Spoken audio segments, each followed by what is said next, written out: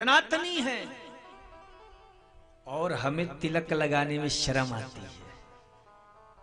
अरे चुल्लू भर पानी में डूब मरो है?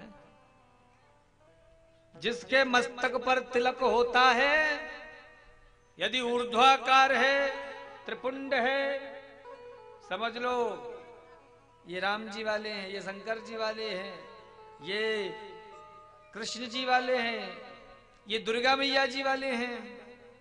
लेकिन जिनके मस्तक पर तिलक नहीं है वो किस वाले हैं? हाँ बिल्कुल ठीक कह रहे हैं, वो चाइनीज प्रोडक्ट है ना। हाँ साहब भैया देखो, हर व्यक्ति को अपनी अपनी कंपनी गारंटी होती है। आपका सैमसंग का मोबाइल है, खराब हो जाएगा तो सैमसंग की कंपनी में ले जाओगे ना। भैया मोबाइल खराब हो गया बनाओ, और जिसकी कंपनी, जिसका मोबाइल किसी कंपनी का नहीं होता उसको फिर सीधे चाइनीज वाला वो वहां पटक दे जाए। बन गया तो बन गया, नहीं तो फिर सीधे कूड़ेदान में चला जाता है।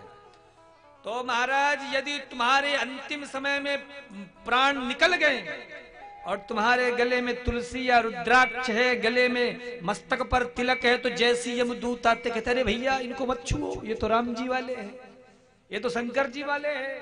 पर जिनके शरीर में कोई भी प्रभु के चिन्ह नहीं है वो कहते भैया ये तो अपनी कंपनी के, पकड़ो और ले जाओ इसको यमलोक में पटक दो। अबे वहां पे अच्छे से धुलाई होती है ना। नर्क किसे कहते हैं? नर्क समझते हो? नर्क का हमने कि हिंदी में अर्थ निकाला है। नरक का मतलब होता है धोबी घाट। क्या है साहू जी? जब कपड़े में ज्यादा मैल जम जाता है और देखते हैं कि अब कोई ना वॉशिंग मशीन काम कर रही है ना कोई निरमा साबुन काम कर रहा है, फिर धोबी घाट में दिया जाता है उस कपड़े को। और फिर वहां पे वो जो धोबी उतना खूब रगड़ता है, खूब वो डंडे से पीटता है और ऐसी रगड़ाई पिटाई धुलाई होती है कि एक एक मैला साफ हो जाता है। ऐसी हम भी महाराज थोड़ा बहुत पाप करते, नाम भजन से दूर हो जाते, लेकिन जब ज्यादा ही हो जाता तो ना भजन होता है, ना कीर्तन होता है, ना चंदन, ना चोटी, ना धोती। तो फिर ऐसे लोगों को कहां ले जाया जाता है? और वहीं पर हम लोग खूब धुलाई पिटाई करते हैं। फिर आदमी तब सही होता है, जब तक पीठ लाल नहीं होती ना। फिर वहां नरक भी 28 प्रकार के हैं, रौरव, महारौरव, कुंभीपा, काल सूत्रवन, असिपत्रवन। जो झूठ बोलता है उसे रौरव नामक नरक में जाना पड़ता है, जो हिंसा करता है वो कुंभीपाक नरक में जाता है। कुंभीपाक नरक क्या है? एक बहुत बड़ी भट्टी है, उस पे बहुत बड़ी सी कड़ाही चढ़ी हुई है और उसमें कुंटलों तेल खौल रहा है। अब वहां यमदूत आएंगे, पकड़ेंगे और सीधे उसमें, जैसे अपन पकौड़ी या पूरी वगैरह नहीं तलते हैं, ऐसे उस पर डाल दिया जाता है। कष्ट तो बहुत होता है पर मरता नहीं है। इसीलिए साहब यदि तुम्हें भी धोबी घाट में जाना है तो जो मर्जी में आए करो, और नहीं तो महाराज हमारे साथ में इस कथा में डूब जाओ। कल से जितने भी लोग आओ, वैसे तो यहाँ व्यवस्था हम चाहेंगे, वैसे किया गया शायद व्यवस्था, नहीं भी हो तो बाहर एक तिलक एक टेबल में या कुर्सी मेज में रख दें। जो भी भक्त आए वो सब तिलक लगा करके और फिर यहाँ बैठे।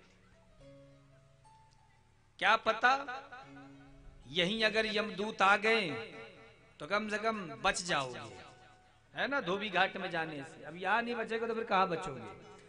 इसलिए हर भारतीय का कर्तव्य है, मस्तक पर तिलक होना चाहिए, सिर पर शिखा होनी चाहिए। एक बात बोलूं, बोलूं कि ना बोलूं? पीछे वाली माता बोलूं ना?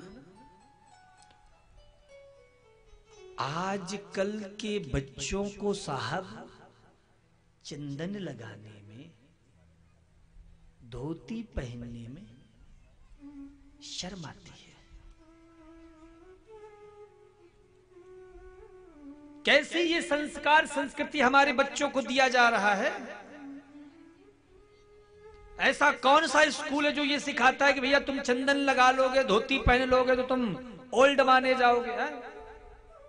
आजकल साहब विद्यालय में जाओ तो सिखाया जाता है A for apple, B for boy, C for cat, और उसी में जब आता है जे फॉर जेंटलमैन तो उसमें तस्वीर में फोटो किसकी लगी रहती है? कोट पैंट वाले की। धोती कुर्ता वाली क्यों नहीं लगी रहती? हमारे बाप दादा तो सब धोती कुर्ता मीरे हैं, मतलब जो कोट पैंट पहने वो जेंटलमैन, और जो धोती कुर्ता पहने वो जेंटलमैन नहीं है। कितनी गलत बात है। अब जो छोटा बच्चा है वो तो यही सीख रहा है ना कि भैया हमारे जो बाबा है वो जेंटलमैन नहीं है, अब जो कोट पैंट वाला आया है ना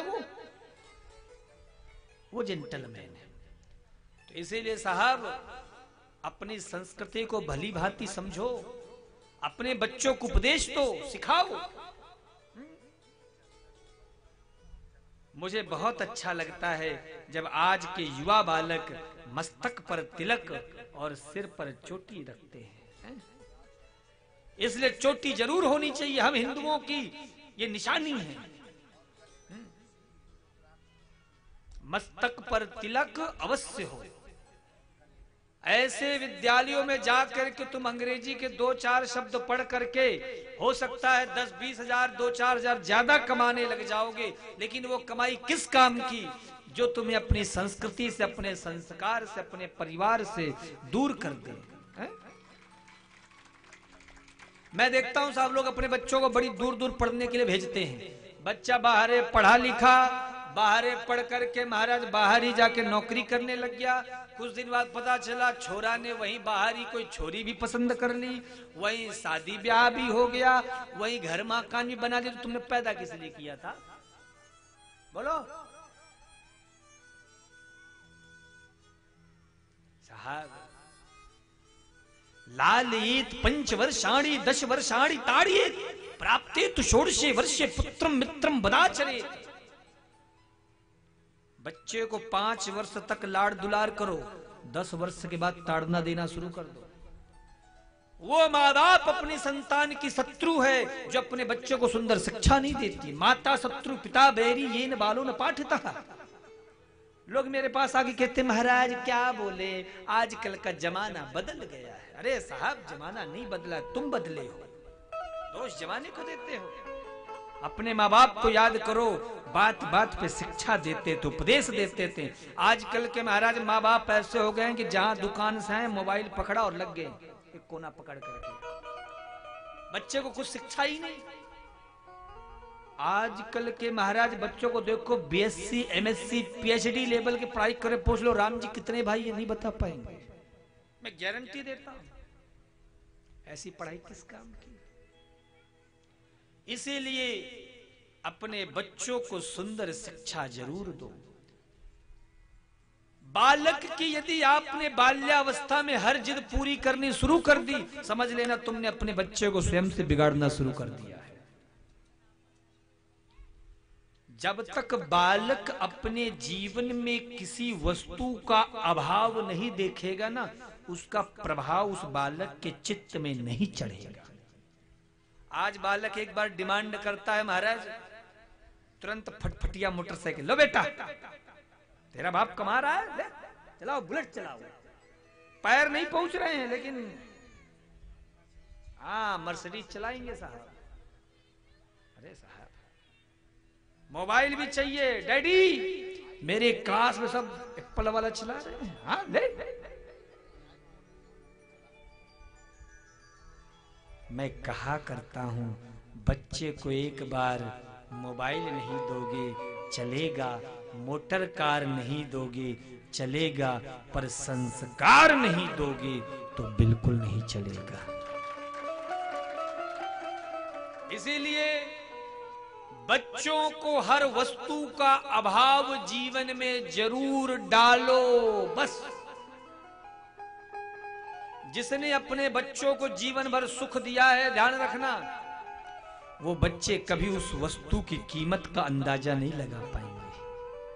हाँ साहब, हो सकता मेरी बात बहुत लोग को बुरी लगे, बहुत लोग को कड़वी लगे, परंतु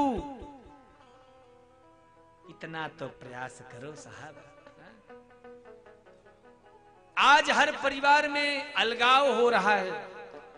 बहू को आए हुए 4 दिन नहीं होते साहब, घर मकान सब किचन रसोई सब अलग कर दिया जाता है। कितनी गलत बात है माई बाप, क्या ये उचित है? क्या यही हमारे सनातन धर्म की शोभा है?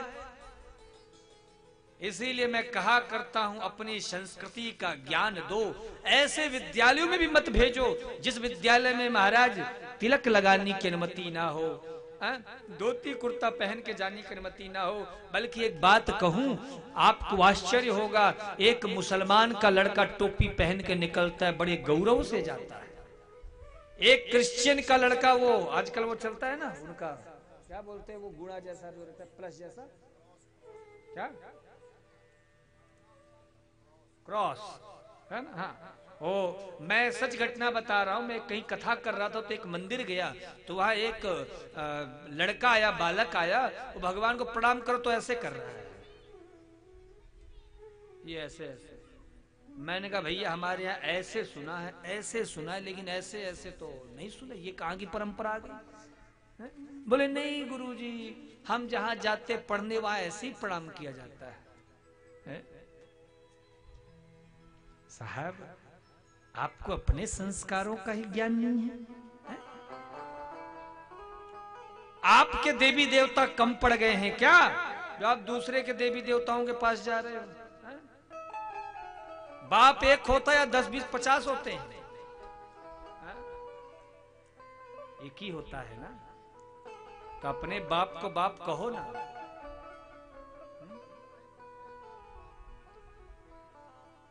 साहब, जो अपने धर्म में, शास्त्र गीता में कहा है भगवान कृष्ण, सर्वधर्मान परित्यज्य माम एकम शरणम गताः, जितने भी पंथ हैं, समुदाय, सबको छोड़ो। तुम कौन हो, कहां से, सब में काहे पढ़ते हो? अरे 33 कोटि देवी देवता अपने सनातन धर्म में हैं, गंगा यमुना अपने देश में है। ऐसा हिंदू धर्म, सनातन धर्म साहब, जिसमें बड़े गौरव के छड़ दिए हैं, फिर भी साहब हमें संतुष्टि नहीं मिलती। किसी फक्कड़ फकीर ने बता दिया, वो पीर बाबा में जाके मजार में चढ़ाया हो चादर, हाँ महाराज हमारा काम बनेगा। अपने सनातन धर्म की संस्कृति का पालन करो साहब। अपनी संस्कृति में महाराज जीना, दूसरे के धर्म में राजा बनकर जीने से अच्छा अपने धर्म में भूखे मर जाना, यही सनातन की गौरवता है, श्रेष्ठता है। आज महाराज हमारे देश की ऐसी स्थिति है कि सबसे ज्यादा हम अपने में ही महाराज एक दूसरे से लड़े झगड़े पड़े, तुम बड़े हम बड़े, हम बड़े तुम बड़े, इसी में चल रहे हैं। और इस चक्कर में महाराज आघात जो पहुंच रहा है वो सनातनियों पे पहुंच रहा है, सनातन धर्म पे पहुंच रहा है। इसलिए सब झंझट छोड़ो, हम सब एक हैं, चाहे कोई भी हो, चाहे वो ब्राह्मण हो, चाहे क्षत्रिय हो, चाहे वैश्य हो, चाहे शूद्र हो, सब एक है। भगवान ने स्वयं यजुर्वेद में लिखा हुआ है, पुरुष सूक्त में, ब्राह्मणोश्च मुखमाश्रित बाहु राजन्या कृतः उरूत दस्य जद वैश्यः पर्यांग शूद्रो अजायता। भगवान के शरीर से ही चारों की उत्पत्ति हुई है। अरे कोई भाई छोटा है, कोई बड़ा है, ये तो नियम है, लेकिन है सब भाई ही ना, है तो सब एक ही मां की औलाद। इसीलिए कोई कितना भी लालच दे, मुझे ये अनुभव में आया महाराज कि आपकी इस मध्य प्रदेश में भी कुछ विदेशी आक्रांताओं ने ऐसा विधर्म फैलाया है कि महाराज 10-10 किलो चावल के पीछे लोग अपना धर्म बदल देते हैं। अरे ऐसे व्यक्तियों के शरीर में खून नहीं, पानी बह रहा है, जो साहब 10 किलो चावल के लिए अपना धर्म नीलाम कर दे। साहब, अपने धर्म में भूखे मर जाना, लेकिन किसी दूसरे के धर्म में चाहे हलवा पूड़ी ही क्यों ना मिल रहा हो, मत स्वीकार करना। क्यों? इसका अर्थ इसलिए है साहब, क्योंकि अपनी जो संस्कृति है, जो सनातन धर्म की शोभा है, ये पूरे विश्व में कहा गया है, धर्मो रक्षति रक्षतः। धर्म की यदि तुम रक्षा करोगे तो धर्म भी फिर हमारी रक्षा करेगा। जरूरी नहीं है कि हर बार भगवान ही अवतार लेके आए। इसीलिए अपने वैदिक जीवन में, सनातन धर्म के जीवन में रह करके और नारायण कृष्ण हरि भजन में डूब जाओ और इसी में सुख है साहब। हाँ? बताओ, जिस धर्म में हर व्यक्ति की पूजा है, गाय की भी पूजा है, वृक्ष की भी पूजा है, नदियों की भी पूजा है, पत्थर की भी पूजा है, कहां मिलेगा साहब? हाँ?